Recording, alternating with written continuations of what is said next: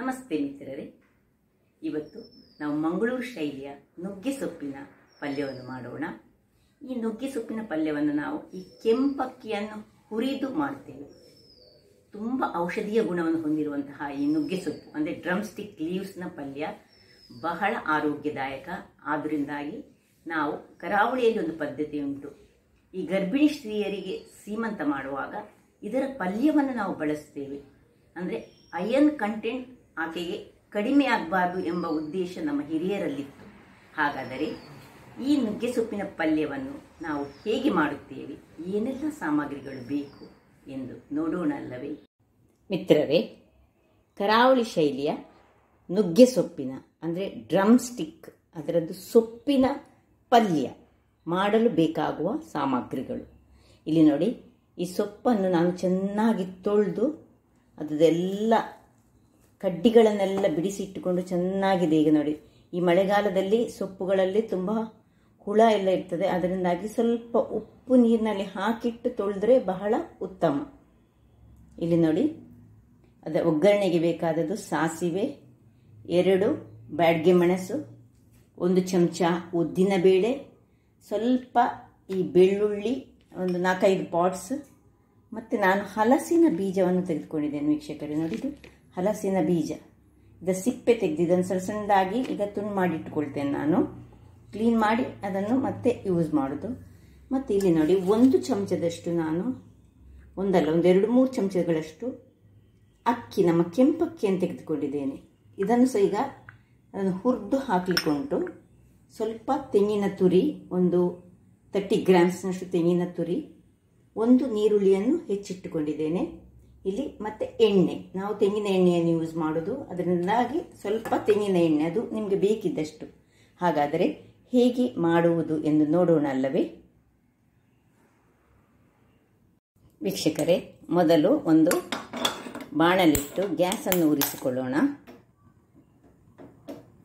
ಈಗ ಇದು ಬಿಸಿ ಆಗುವಾಗ ಈ ಅಕ್ಕಿಯ ಒಂದು 3 ಚಮಚದಷ್ಟು ಅಕ್ಕಿ ತೆಗೆದುಕೊಂಡಿದ್ದೇನಲ್ಲ, ಇದನ್ನು ನಾವು ಚೆನ್ನಾಗಿ ಹುರಿಯೋಣ. ಅಂದರೆ ಸಣ್ಣ ಇದರೆಲ್ಲದು ಕರಟಬಾರದು, ಹುರಿಬೇಕು. ನೋಡಿ ವೀಕ್ಷಕರೇ, ಹುರಿತಾ ಇದ್ದೇನೆ. ಇದು ಹುರಿಲಿಕ್ಕೆ ಸ್ವಲ್ಪ ಹೊತ್ತು ತಾಗ್ತದೆ. ಯಾಕೆ ಹೇಳಿದರೆ ಅಕ್ಕಿಯನ್ನು ಹುರಿಯೋದು ಸ್ವಲ್ಪ ಕಷ್ಟದ ಕೆಲಸ. ಅದೇ ಹುರಿದ ಮೇಲೆ ಇದನ್ನು ಈಗ ತಣ್ಣಗೆ ಮಾಡಿ ಮತ್ತೆ ಈಗ ಪೌಡರ್ ಮಾಡಲಿಕ್ಕೆ ಉಂಟು. ನೋಡಿ, ನಿಧಾನಕ್ಕೆ ಹುರಿಬೇಕು, ಇಲ್ಲದಿದ್ದರೆ ಅದು ಕರಡ್ತದೆ. ಇಲ್ಲಿ ನೋಡಿ ವೀಕ್ಷಕರೇ, ನೋಡಿ ಹೇಗೆ ಪಟಪಟ ಹೇಳ್ತಾ ಉಂಟು. ಇಷ್ಟು ಹೊತ್ತಾಗುವಾಗ ನಾವು ಇದು ಪಟ್ ಹೇಳುವಾಗ ಇದನ್ನು ಆಫ್ ಮಾಡಿಕೊಂಡು ತಣ್ಣಗಾಗಲು ಬಿಡೋಣ. ವೀಕ್ಷಕರೇ, ಈಗ ಇದು ತಣ್ಣಗಾಗಿದೆ ನೋಡಿ. ಇದನ್ನೊಂದು ಮಿಕ್ಸಿಯಲ್ಲಿ ಹಾಕಿ ನಾನು ಇದನ್ನು ಪೌಡರ್ ಮಾಡಿ ತರ್ತೇನೆ. ವೀಕ್ಷಕರೇ ನೋಡಿ, ಹೀಗೆ ತರಿಯಾಗಿ, ತುಂಬ ಪೌಡರ್ ಬೇಡ, ತರಿಯಾದ ಪೌಡರ್ ಮಾಡಿ ನಾವಿಟ್ಕೊಳ್ಳೋಣ. ಈಗ ನೋಡಿ, ಈ ಹಲಸಿನ ಬೀಜ ನೋಡಿ ವೀಕ್ಷಕರೇ, ಇದನ್ನು ನಾನು ಹೀಗೆ ಗುದ್ದಿ ಇದರದ್ದು ಸಿಪ್ಪೆಯನ್ನು ತೆಗಿತೇನೆ. ಸಿಪ್ಪೆಯನ್ನು ತೆಗೆದು ಇದನ್ನು ಸಣ್ಣದಾಗಿ ಹೀಗೆ ನೋಡಿ ಹೆಚ್ಚಿಟ್ಟುಕೊಂಡಿದ್ದೇನೆ. ನೋಡಿ, ಇದರ ಮೇಲಿನ ಈ ಸಿಪ್ಪೆ ಉಂಟಲ್ಲ, ಈ ಸಿಪ್ಪೆಯನ್ನು ತೆಗೆದುಕೊಳ್ಬೇಕು. ತೆಗೆದೀಗ ಇದನ್ನು ನೀರಿನಲ್ಲಿ ಹಾಕಿಟ್ಟುಕೊಳ್ತೇನೆ. ನೋಡಿ ವೀಕ್ಷಕರೇ, ಇದಕ್ಕೆ ನೋಡಿ ನೀರಿನಲ್ಲಿದು ಹಲಸಿನ ಬೀಜ, ಇದನ್ನು ನೋಡಿ ಹೀಗೆ ಸಣ್ಣದಾಗಿ ಹೆಚ್ಚಿಟ್ಟುಕೊಳ್ಳಬೇಕು. ಇವತ್ತು ನಾನು ಮಾಡೋದು ಕರಾವಳಿ ಶೈಲಿದ್ದು. ಬೇರೆ ಬೇರೆ ರೀತಿಯಲ್ಲಿ ಈ ಪಲ್ಯವನ್ನು ಮಾಡ್ತೇವೆ ನಾವು. ಇವತ್ತು ಒಂದು ರೀತಿಯಲ್ಲಿ ಮಾಡಿದೆ, ಇನ್ನೊಂದು ಬಾರಿ ಇನ್ನೊಂದು ರೀತಿದು ನಾನು ಮಾಡಿ ತೋರಿಸ್ಲಿಕ್ಕಿದ್ದೇನೆ. ಈಗ ಇಲ್ಲಿ ನೋಡಿ, ಇದನ್ನು ಸ್ವಲ್ಪ ನಾವೇನು ಮಾಡಬೇಕು ಹೇಳಿದರೆ, ಸ್ವಲ್ಪ ಸಣ್ಣದಾಗಿ ಈ ಎಲೆಗಳನ್ನು ನೋಡಿ, ಸ್ವಲ್ಪ ಸಹ ನೀರಿರಬಾರ್ದು, ಮತ್ತು ಇದರಲ್ಲಿ ಅದರ ದಂಟುಗಳು ಹೆಚ್ಚಿರಬಾರ್ದು. ಅದು ಕಷ್ಟ ಆಗ್ತದೆ ನಮಗೆ ಅದನ್ನು ತೆಗಿಲಿಕ್ಕೆ. ಇದರಿಂದ ಅದು ಮೊದಲನೆಯ ದಿವಸ ಚೆನ್ನಾಗಿ ತೊಳೆದು ಒಂದು ಬಟ್ಟೆಯಲ್ಲಿ, ಇಲ್ಲದಿದ್ದರೆ ಪೇಪರ್ನಲ್ಲಿ ಹಾಕಿಟ್ರೆ ಅದರ ದಂಟುಗಳು ಚೆನ್ನಾಗಿ ಉದುರಿಕೊಳ್ತದೆ. ಸೊ ಹೀಗೆ ಇದನ್ನು ಸ್ವಲ್ಪ ಹೀಗೆ ನಾನು ಕಟ್ ಮಾಡಿ ಇಟ್ಕೊಳ್ತೇನೆ ವೀಕ್ಷಕರೇ. ಈಗ ನೋಡಿ, ಇದು ರೆಡಿ ಆಯಿತು. ಇಲ್ಲಿ ನೋಡಿ, ಇದನ್ನು ಕಟ್ ಮಾಡಿ ಇಟ್ಕೊಂಡು ನಾನು ಚೆನ್ನಾಗಿ ಕಟ್ ಮಾಡಿದರೆ ಒಳ್ಳೆಯದಾಗ್ತದೆ. ಯಾಕೆ ಹೇಳಿದರೆ ಕೆಲವರು ಕಟ್ಟೆ ಮಾಡೋದಿಲ್ಲ, ಕಟ್ ಮಾಡಿದರೆ ನೋಡಿ, ಇದರಲ್ಲಿ ನೀರಿರಬಾರ್ದು. ಈಗ ಇಲ್ಲಿ ಒಂದು ಗ್ಯಾಸ್ನಲ್ಲಿ ನಾನು ಕಡಾಯಿಯನ್ನು ಇಟ್ಟುಕೊಂಡಿದ್ದೇನೆ. ಅದಕ್ಕೆ ಸ್ವಲ್ಪ ನಾವು ಎಣ್ಣೆಯನ್ನು ಹಾಕೊಳ್ಳೋಣ. ಒಂದು 2-3 ಸ್ಪೂನ್ಗಳಷ್ಟು ಎಣ್ಣೆ, ನಿಮಗೆ ಬೇಕಿದ್ದಷ್ಟು. ಮೊದಲಿಗೆ ಒಗ್ಗರಣೆಯನ್ನು ಕೊಡೋಣ.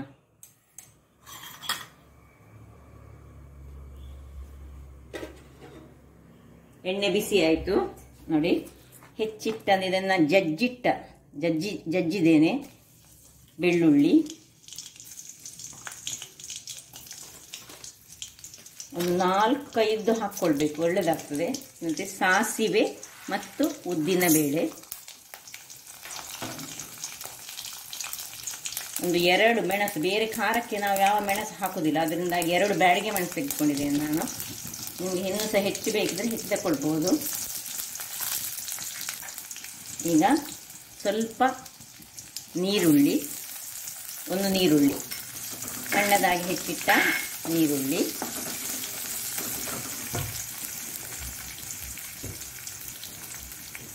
ಸ್ವಲ್ಪ ಹಿಂಗನ್ನು ಹಾಕೊಳ್ಳೋಣ. ಯಾಕೆ ಹೇಳಿದರೆ ನಾವು ಹಲಸಿನ ಬೀಜ ಹಾಕೋದ್ರಿಂದಾಗಿ ನಾನು ಸ್ವಲ್ಪ ಹಿಂಗನ್ನು ಹಾಕ್ಕೊಳ್ತಿದ್ದೇನೆ. ಹಿಂಗು ಬೇಡದವರು ಜೀರಿಗೆಯನ್ನು ಸಹ ಹಾಕ್ಕೊಳ್ಬೋದು, ಆದರೆ ಜೀರಿಗೆ ಅಷ್ಟು ಒಳ್ಳೆ ಆಗೋದಿಲ್ಲ. ಇದಕ್ಕೆ ಹಾಕಿದರೆ ಇದಕ್ಕೆ ಒಗ್ಗರಣೆ ಇದೇ ಬರಬೇಕು. ಇದಕ್ಕೆ ಕರಿಬೇವಿನ ಸೊಪ್ಪು ಬೇಡ. ಯಾಕೆ ಹೇಳಿದರೆ ಈ ನುಗ್ಗೆ ಸೊಪ್ಪೆ ಕ್ಯಾಲ್ಶಿಯಂನಿಂದ ತುಂಬಿದಂಥದ್ದು, ಆರೋಗ್ಯಭರಿತವಾದ ಒಂದು ಸೊಪ್ಪು ಅಂತ ಹೇಳ್ಬೋದು ಇದು. ಯಾರಿಗೆ ಅಯರ್ನ್ ಡಿಫಿಷಿಯನ್ಸಿ ಉಂಟು ಅವರು ಇದನ್ನು ತಗೊಂಡ್ರೆ ಬಹಳ ಒಳ್ಳೆಯದು. ಮತ್ತು ಕೆಲವರಿಗೆ PCOD ಪ್ರಾಬ್ಲಮ್ ಇರ್ತದೆ, ಅಂಥವ್ರು ಸಹ ಆಗಾಗ ಮಾಡಿ ತಿಂದರೆ ಬಹಳ ಉತ್ತಮ. ನೋಡಿ, ಸ್ವಲ್ಪ ಹೆಚ್ಚು ಕಾಯೋದು ಬೇಡ. ನೀರುಳ್ಳಿ ಸ್ವಲ್ಪ ಕಲರ್ ಚೇಂಜ್ ಆಗುವಾಗ ಈ ಹಲಸಿನ ಬೀಜವನ್ನು ಹಾಕೊಳ್ಳೋಣ.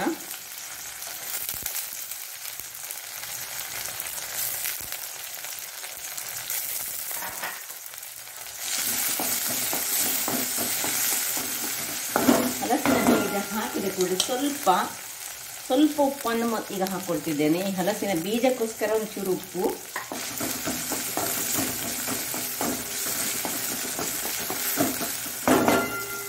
ಇನ್ನು ಈ ಸೊಪ್ಪನ್ನು ನೋಡಿ. ಈಗ ನಾವೇನು ನೀರಿನ ಅಂಶ ಏನು ಹಾಕೊಳ್ಳಿಲ್ಲ, ಏನು ಹಾಕೊಳ್ಳಿಕ್ಕಿಲ್ಲ. ಈಗ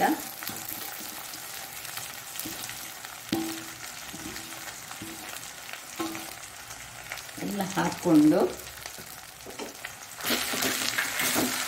ನಿಧಾನಕ್ಕೆ ತಿರುಗಿಸಿ,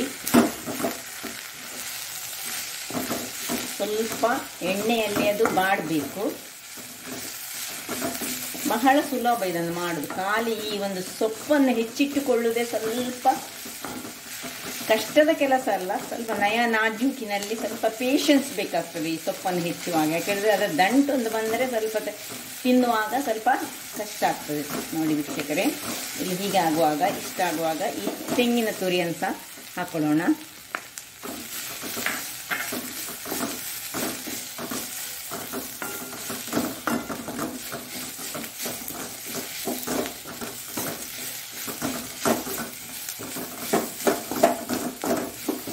ಸಣ್ಣ ಉರಿ ಮಾಡಿಕೊಳ್ಬೇಕು. ಈಗ ಇನ್ನು ಸ್ವಲ್ಪ ನಾವು ಬೀಜ ಹಾಕಿದ ಕಾರಣ, ಹಲಸಿನ ಬೀಜ ಹಾಕಿದ ಕಾರಣ ಸ್ವಲ್ಪ ನಾವು ನೀರನ್ನು ಇಲ್ಲಿ ಹಾಕ್ಕೊಳ್ಬೇಕಾಗ್ತದೆ. ಹಲಸಿನ ಬೀಜ ಬೇಯಬೇಕು. ಸಣ್ಣದು ಮಾಡಿದ್ದೇವೆ ನಾವು ಹಲಸಿನ ಬೀಜ, ಅದಕ್ಕೋಸ್ಕರವೇ ನೋಡಿ ಸ್ವಲ್ಪ ಒಂದು 1/4 ಗ್ಲಾಸಿನಷ್ಟು ನೀರನ್ನು ಹಾಕಿ ನಾವು ಒಂದು ಮುಚ್ಚಳ ಮುಚ್ಚಿ ಸಾಧಾರಣ ಒಂದು ಮೀಡಿಯಂ ಫ್ಲೇಮಲ್ಲಿ ಇಟ್ಕೊಳ್ಳೋಣ. ಮೀಡಿಯಂ ಟು ಲೋ ಹೇಳ್ಬೋದು. ನೋಡಿ ವೀಕ್ಷಕರೇ, ನೋಡಿ ಸ್ವಲ್ಪ ಬೆಂದಾಯಿತು. ನೋಡಿ ಇಷ್ಟು ಸೊಪ್ಪಿತ್ತು. ಇಷ್ಟು ಸೊಪ್ಪು ಎಷ್ಟು ಕಡಿಮೆ ಆಗೋದು ನೋಡಿ. ಸೊಪ್ಪುಗಳು ಹಾಗೆ ಯಾವಾಗಲೂ ಬೇಯುವಾಗ ಬಹಳ ಕಡಿಮೆ ಆಗೋದು. ಈ ಹೊತ್ತಿನಲ್ಲಿ ಸ್ವಲ್ಪ ನೋಡಿ ಉಪ್ಪನ್ನು ನೋಡಿ. ಉಪ್ಪು ಕಡಿಮೆ ಇದ್ದರೆ ಚೂರು ಕಡಿಮೆ ಉಂಟು, ಉಪ್ಪನ್ನು ಹಾಕೊಳ್ಳೋಣ. ಮತ್ತೆ ನಾನು ಸ್ವಲ್ಪ ಬೆಲ್ಲ ಹಾಕ್ಕೊಳ್ತಿದ್ದೇನೆ. ನೀವು ಬೇಕಿದ್ದರೆ ಹಾಕೊಳ್ಳಿ, ಆಪ್ಷನಲ್ ಇದು. ಬೆಲ್ಲ ಸ್ವಲ್ಪ ಆಪ್ಷನಲ್, ಯಾರಿಗೆ ಬೇಕು ಅವರು ಮಾತ್ರ ಹಾಕೊಳ್ಬೋದು. ಯಾಕೆ ಹೇಳಿದ್ರೆ ಈ ಸೊಪ್ಪು ಸ್ವಲ್ಪ ಚೊಗರಾಂಶವನ್ನು ಹೊಂದಿರುವಂಥದ್ದು, ದೇಹಕ್ಕೆ ನಾನು ಹೇಳಿದ ಹಾಗೆ ಬಹಳ ಉತ್ತಮ. ನಿಮ್ಗೆಲ್ಲರಿಗೂ ಗೊತ್ತಿದ್ದ ವಿಷಯವೇ ಇದು. ಡಾಕ್ಟರ್ಸ್ನವರು ಯಾವತ್ತೂ ಇದನ್ನು ನಮಗೆ ಸಜೆಸ್ಟ್ ಮಾಡ್ತಾರೆ. ಈಗ ಈ ಹೊತ್ತಿನಲ್ಲಿ ನೋಡಿ ಏನು ಮಾಡ್ಬೇಕು ಹೇಳಿದ್ರೆ, ಪೂರ್ತಿ ನೀರಿದ್ರದ ಆರ್ಲಿಲ್ಲ, ಇದು ಬೆಂದಿದ ಅಂತ ನೋಡ್ಕೊಳ್ಳೋಣ. ಇಲ್ಲ ಬೇಯಲಿಲ್ಲ. ನಾವು ಆಫ್ ಮಾಡೋದು ಬೇಡ. ಈಗ ಪುನೊಮ್ಮೆ ಮುಚ್ಚಿಟ್ಟುಕೊಂಡು ಒಂದು 2 ನಿಮಿಷ ಬೇಯಿಸೋಣ. ನೋಡಿ ವೀಕ್ಷಕರೇ, 2 ನಿಮಿಷ ಕಳೆದಿದೆ. ನೋಡಿ ಎಲ್ಲ ನೀರು ಆರ್ತಾ ಬಂದಿದೆ. ಈಗ ನಾವು ನೋಡಿ ಹಲಸಿನ ಬೀಜ ಸಹ ಒಳ್ಳೆ ಬೆಂದಿದೆ.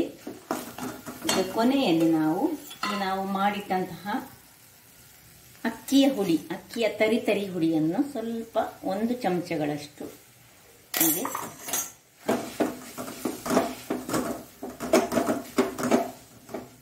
ಹಾಕಿದ್ರೆ ಬಹಳ ರುಚಿಕರವಾಗಿರ್ತದೆ. ಅದರ ಪರಿಮಳವೇ ಒಂದು ಬೇರೆ. ಅಕ್ಕಿ ಹುಡಿ ನಿಮಗೆ ಗೊತ್ತು, ನಮ್ಮದದು ಕೆಂಪಕ್ಕಿ. ನಿಮಗೆ ಬೇಕಿದ್ರೆ 1 ಚಮಚಗಳಷ್ಟು ಸಹ ಹಾಕ್ಕೊಳ್ಬೋದು. ಬಹಳ ರುಚಿಕರವಾಗಿರ್ತದೆ. ಊಟ ಮಾಡುವಾಗ ಒಂದು ಪರಿಮಳವೇ ಅದರದ್ದು ಬೇರೆ. ಹಾಕೊಂಡು 1 ನಿಮಿಷಗಳ ಕಾಲ ನಾವು ಇನ್ನು ಮುಚ್ಚಿಟ್ಟೋಣ. ಅದೇ 1 ನಿಮಿಷ ವೀಕ್ಷಕರೇ. 1 ನಿಮಿಷ ಆಯ್ತು ನೋಡಿ. ಆಫ್ ಮಾಡ್ಕೊಳ್ಳೋಣ. ನೋಡಿ ಎಲ್ಲ ಡ್ರೈ ಆಯಿತು. ಚೂರು ನೀರು ಹಾಕೊಂಡದ್ದು ನಾವು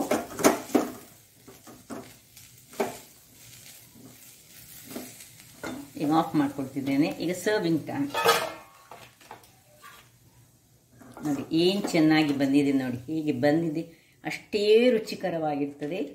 ನಾವು ಕರಾವಳಿಗರು ಈ ಒಂದು ಅಕ್ಕಿಯ ಹುಡಿಯನ್ನು ಹಾಕಿ ಇದಕ್ಕೊಂದು ಬೇರೆ ಪರಿಮಳವನ್ನು ಕೊಡ್ತೇವೆ. ಹಾಗೆ ನಾರ್ತ್ ಕೇಂದ್ರದಲ್ಲಿ ಏನು ಮಾಡ್ತಾರೆ ಹೇಳಿದರೆ, ಅವರು ಈ ಶೇಂಗಾ ಬೀಜವನ್ನು ಹುರಿದು ಅವರು ಹಾಗೆ ಹಾಕ್ತಾರೆ. ಅದು ಆ ರೀತಿ ಸಹ ಅದು ಸಹ ಬಹಳ ಚೆನ್ನಾಗಿರ್ತದೆ. ಇದು ಇನ್ನೂ ಉತ್ತಮ. ನಮಗೆ ಇದೇ ಖುಷಿ ಆಗ್ತದೆ.